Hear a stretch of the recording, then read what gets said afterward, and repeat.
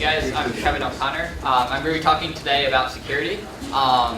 For background, I am by no means a security expert, but I do know enough about security to know that I know nothing about security.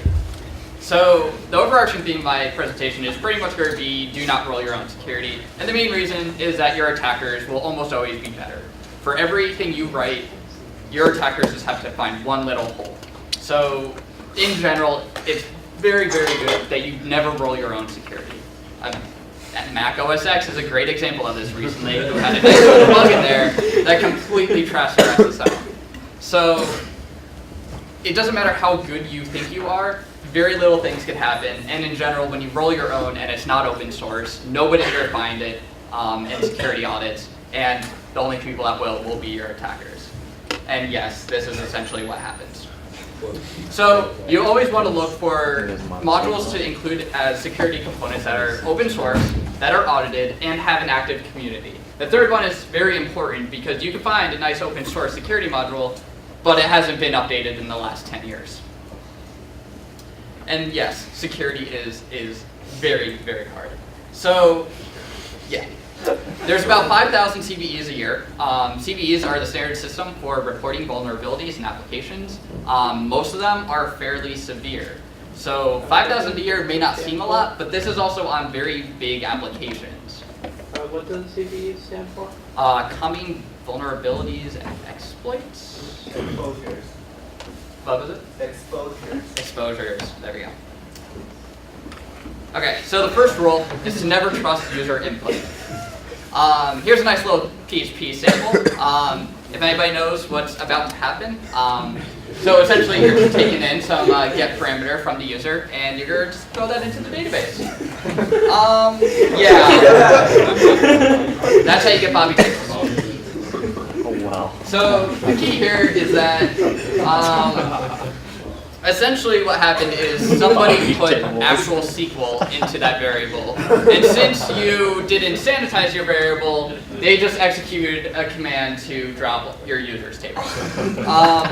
They will probably actually select that users table first and then upload it online and sell all the password hashes, and then they'll drop your users table. So the nice way to solve that is almost every language is going to have parameter binding, which is going to use SQL prepared statements. If you use other DBMSs, they'll have something similar. Essentially, you're going to say where your variables are going to be, and then it's going to nicely wrap them up and make sure that it escapes any SQL commands. Next thing we want to talk about is cross-site scripting. Here's another example of PHP that's just going to take a row out of the database, and we're going to assume that the data that was put into that row was never sanitized. So this looks fine. You're just putting some username on the page. But what could happen here is, what if somebody puts some, say, script tags into their username, and then you put that on your page? They can now start executing JavaScript on your page without you ever knowing, which we'll come back to in a little bit. So the next thing is, a lot of people like using web frameworks, so Ruby on Rails, Django, any of those. And what a lot of people do is they'll have forms built from the models, and then they'll take the form in and they'll just have it populate the model. Well, that's all good and dandy, but what happens if I just add another form input that, say, adds another valid property on the user that you never actually meant to be out there? Well, it's still going to populate it into your model and then set it, and you never actually program explicitly to do that. So whenever you are using any of these auto form generators that are based on your models, you want to make sure that what you tell it should be in the form is actually what you get back, and that you don't start passing things back into the model that you never expected to come in. This is actually a really good way to just throw in that, hey, now I'm an admin, even though I may have never been an admin. And you might not actually check permissions on me doing this, because you never put the is admin checkbox out on the page. Another good exploit, this is mostly a PHP one, is if you decide that you want to load the page based on the get parameter. So for example, you have your header, you have your footer, and you want to have the home page be home.php, so you get out of a get parameter, the page equals home. And that's fine, until you do something like that, where you put in a URL as that. That's usually actually not allowed, depending on your PHP configuration. but a lot of shared hosts actually do allow that to happen. So what just happened is I loaded that page, and I now included some arbitrary PHP scripts that could do whatever I want. Yeah, that's not good. And yeah, I'm not going to say that that's never happened here, but it has. So in general, sanitize all your inputs. It's very important that any user input is sanitized. Otherwise, shit like that happens. In general, there's two ways you could do this. One is that you blacklist user input, and that you have a whole bunch of possible inputs, and you want to say, okay, maybe I don't want to allow any HTML tags. That's fine until somebody gets a little creative and might, be 64 encoded instead. The other way is that you can do a whitelist, and you're essentially going to say that we only allow certain types of inputs. The downside, though, is that it's very restrictive, and say you want to have some, a comment field where you can bold some text. It could get kind of tricky to allow some nice things to happen. The pro tip for this is that there's two ways you could handle that situation. One is by using Markdown. Essentially, you want to try to use some preprocessor that's not going to allow HTML to come directly into your code, but still give the abilities to style stuff. The Google project there is another example of that does template preprocessing. Next thing is to protect cookies. If you don't know, cookies are used to essentially remember sessions, or essentially store data on the client that's going to be sent back to the server every time a user requests something on the domain that the cookie is assigned to. Usually it is used for passing sessions. It used to contain a lot more data until people started noticing that, well, people could just change cookies. So usually now it just contains a session, like something like this. And that's fine, we send a session. But there's one issue with this. That session ID is not encrypted in any way. So any person that's snooping on the internet traffic could pull that session out of there and now log in as you with a valid session. Isn't that assuming that the IP that's being connected with isn't being tracked at the server side? Yeah, so that is one prevention technique that a lot of people use. It's not a very popular one anymore, mostly because of mobile devices, where you're switching between radio towers and Wi-Fi access points all the time, where you'll get a new IP. You'll essentially get logged out every time you change what connection you're on. And a lot of people don't like that, so a lot of people do not use IP tracking anymore to fend that off. What you can do is a lot of browsers now support extra tags to be set on cookies. You can now say that it's, that should say HTTPS only, I had a typo there. Essentially you can now say that you can now only send this over a secure socket. Actually the HTTP only is saying that you can't grab this out of JavaScript. So if you have some piece of JavaScript on the page that tries to pull the cookie, the browser won't allow access to it. The secure tag says that it's only sent over SSL. We'll get back to this example again pretty soon. Next thing is we have to allow no outsiders. If anybody doesn't know, this is the save that was on Reddit, the infamous save, that was eventually opened by somebody that bought the house. So here's an example of a nice little piece of code. We have an iframe, and say this is some XSX. So this is a cross-site scripting attack that somebody loaded onto a page, and now other people are going to be browsing this page and loading this piece of code. And essentially what's going on here is we injected an iframe onto the page, and we injected a form onto the page. And what that form is doing is submitting a form to a bank, say, in this case, it's doing an account transfer. And that might seem kind of useless, but what's actually going on here is that we're going to be using the user's session, or whatever browser cookies they have, and then submitting this form on the bank without the user actually knowing that they're doing that. So what's actually going on here is anybody that's loading this page is now going to be sending $1,000 to that email address whenever they load this page. Granted, it's depending on the fact that the person is actually logged into the bank, but if you think that, if you get a big enough bank or PayPal or something like that, this is actually pretty feasible, and you'll actually get a few hits on that. There are ways to stop that now, and for the record, this is called cross-site request forgery. The way to mitigate that is you could either use essentially nonces, where every time you load a page, you have to send a secret code back that's transmitted each time. So essentially, you have to know the code to send it back, or you had to have initiate initial request of the page to send another run back to it. The other option is that as long as your site serves the header X-frame options block, you essentially will never allow your site to be loaded in iframe ever. There is another one that does let it be loaded from certain domains if you actually, for some unknown reason, want to use iframes on your site. Next thing, encrypt everything. So a lot of people don't want to just start buying SSL certificates, mainly because they are expensive. Well, they can be expensive. A nice starter one is Start SSL. They are pretty much recognized everywhere, and they will give you a free certificate for a year that you could then renew at the end of the year. If you do want extended options, it's like $40, like one-time fee.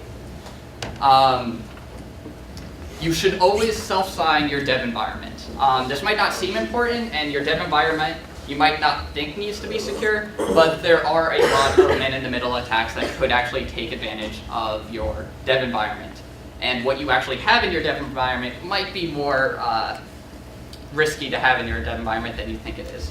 For example, if you have a dump of your actual production database and you're working on that in your dev, that's not a good thing that you want to be exposed to. So in general, you should encrypt your dev environment as well, and self-signing is easy. You literally run that command.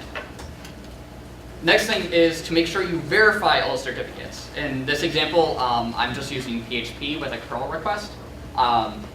You should always make sure that you explicitly tell it that it should verify certs. Most packages will do that by default. PHP, for some reason, decided that's not what we want to do. So you do have to tell curl and PHP that you want certificates verified, and you should do that. As easy it is to say false, don't. And in the same vein, file get content does not verify certificates. I also believe if you're using wget on Windows, I believe wget does not verify certificates, but curl does. Another thing you do is in dev environments, you should be in production environments, you should be verifying your servers. You should make sure that who you're communicating with, between maybe front-end servers, database servers, are all who they actually say they are. It is very feasible for somebody to bring up an instance and do some DNS exploits to make you think that you actually are talking to your server when you're not. You should encrypt traffic between your servers. You should also make sure that your SSL is hardened to modern standards. For example, you should be disabling SSL2 and you should be disabling TLS1. They are both vulnerable. And you should also be disabling weak ciphers. Pretty much all of these will completely wipe out the fact that you're using SSL at all. There's a link at the bottom of this slide that will keep you up to date on what Cloudflare suggests for SSL. You should also force SSL on your users, whether they like it or not.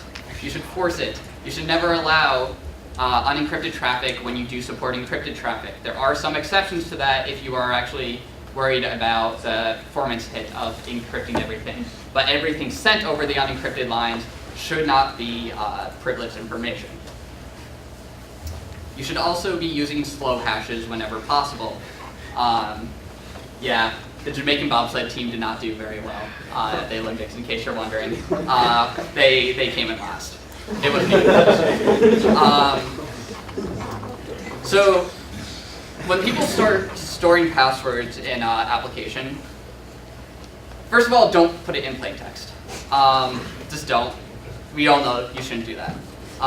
So people know that you should hash passwords, but you should be careful about how you hash passwords. For many, many years, the common was MD5. MD5 is not really a good password hasher anymore. Actually, it never was. It was meant for file integrity more than anything else. So you want to pick a hashing algorithm that is not exactly fast. So MD5 and SHA-1 are two that are mostly made for file integrity, so they're designed to be fast. You want something slow. Essentially, what you're trying to do here is decrease the ability to create a decent rainbow table. And rainbow tables are essentially, you just try to hash every single combination of strings, and then when you find a database dump of hashed passwords, you can compare what's in your rainbow tables to what was in the database, and then start picking out passwords. When you start creating slow hashing algorithms, and it actually takes some time to generate these hashes, you've completely wiped out the rainbow table attack, for the most part, unless people are using like 2-character passwords. The current way I suggest to do that is to use HMAC with bcrypt. Yeah, I'll go a little bit more into that. The current way I suggest doing it is that you're going to use HMAC. Usually you're use SHA-256 with that, and you're going to do, sorry, what? Are there problems with iteratively applying a hash such as MD5 or SHA1 to its own output numerous times to increase the time required, or is that invertible in some way other than the brute force approach? In general, it's not going to help you that much.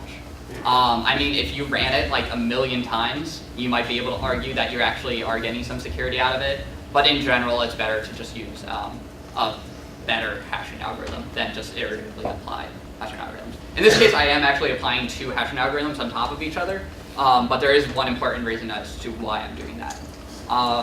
So another thing you should be doing is using salts. Essentially what a salt is you combine the user's password with this random string that you keep in the database or file system, and you apply that to the password to make sure that whenever somebody does try to make a rainbow table, they have to create a unique rainbow table that includes that salt. It's a really good way to fend off rainbow tables. So what's going on here is Is the salt per password or per site? So actually I'm going to cover that in 1 second. So for this HMAC algorithm, I'm going to be using SHA-256, and I'm going to be using a local salt. And what I call as a local salt is you're going to store that on the file system, and that's going to be unique to the application. What you're then going to do is decrypt that output with a salt that is unique to the user in the table. You could also switch where those salts are applied. It doesn't really make a difference. But the idea here is that 2 attacks now need to happen for anybody to have an accurate salt on what your users actually have. Essentially, they would have to get a database dump and also get a codex before they actually have a chance of decrypting or rainbow tabling any of the passwords. Yeah, so if you don't store your salts on the database, it essentially requires 2 attacks to do that. So in general, I do suggest using both, or if you don't want to use both, use a one salt across all users in the database. It is also possible to migrate between hashes should you be using something shitty like MD5 right now. The good way to do that is essentially you're going to duplicate your password column, and you're going to duplicate your password column, and the next time somebody successfully logs in, you're going to rehash with the new algorithm, and then store that in the new column, and then you're going to start using the password that's in the new column. After a while, say, I don't know, a year, you should remove the old password column, and anybody that didn't log in since then will probably have to do a forgotten password request. It's worth it to do it. And to be honest, if somebody hasn't logged into your site in a year, I wouldn't be too concerned. So speaking of lost passwords though, people come up with really interesting ways on how to handle this situation. In general, you should be making a one-time hash for login.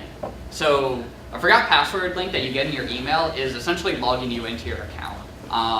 And if not, you have the ability to change the password so you can log into it anyway, even if you weren't logged into the account initially. So you should be creating a unique hash for each time one is requested, and each time one is requested, you should expire the old hash that was generated. Alright, so we're going to talk about some of the real basics of cryptography. So there's two ways to get random numbers on most Unix systems. You have dev random and dev urandom. Dev random will wait for entropy. Essentially, there is a threshold it has to pass before it says, okay, I feel that this is a good random number. Dev urandom will not. It will just give you the first thing it thinks of, and it might not actually be as random as you would like it to be. And typically, this is dependent on your OS on what they're actually using for entropy, but that's not as it works. If you are deciding to use cryptography and implementing it yourself, you should be using elliptic curve cryptography. As far as we know, the NSA cannot break it. For some curves. For some curves. But in general, as far as we know, the NSA cannot break it. Wasn't the, I seem to recall there was something about a pseudo-random number generator that they had a backdoor in that I think was based on elliptic curves. Is that, I guess, completely completely distinct from public key or asymmetric ciphers? So no, it's not that just. same- You're gonna be using one of those in using asynchronous cryptography. In terms of having a backdoor into an algorithm, that's a tricky thing because it's not necessarily that the algorithm is broken. It's just that implementation of that specific algorithm is concept, broken. Versus there are other encryption mechanisms that are just flat out broken. So it's weird when you talk about backdoors because they haven't technically broken the algorithm, they've just broken the implementation. And it's up in the air whether that happened with Apple. Another important thing is that you should not be using passwords to log in anywhere. That doesn't mean websites, I mean for server access. You should be using private key pairs to be doing access to your servers. Nobody should be using passwords, and you should disable password login to your servers. Should the private keys be encrypted with the password locally? Yes. Oh, your private key should always be encrypted. Actually, I think you have to go out of your way to not encrypt your So private then keys. why does this slide say passwordless? Okay, well, That you should have you're a not local sending a with password to the password server. You're not sending a password over the network to your server. You're sending it. Whenever you want to use security elements, you should be using libraries. For crypto, you should be using something like NaCl or Crypto++. Those are the really popular ones. And all of these are frequently audited. Google has a whole dedicated team that just audits open source software, and these are very, very frequently audited, and you should be using them. You should never implement your own elliptic curve cryptography, because it's crazy and you will probably screw it up in some way. In terms of web frameworks, these are all the current popular ones. You should try to stick to them if you want to. There are a lot of micro frameworks that are also good, but you should be very cautious about using some of like the authentication mechanisms, any encryption mechanisms that they have in them, and make sure that they are actually audited and up to date. You should also assume nothing.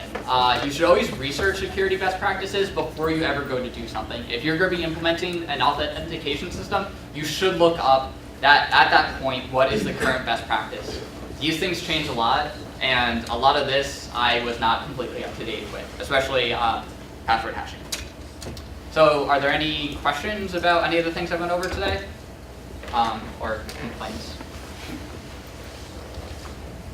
Cool. Finally, I am hiring. I work in the Rensselaer Union as a software engineer. We work on projects for essentially clubs. We're currently working on a new system to manage clubs and budgeting, and we're also implementing a full API so people could make their own applications using the data that we have in the system.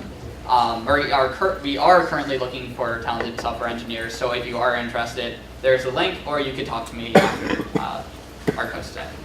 Cool. And thank you guys for your time.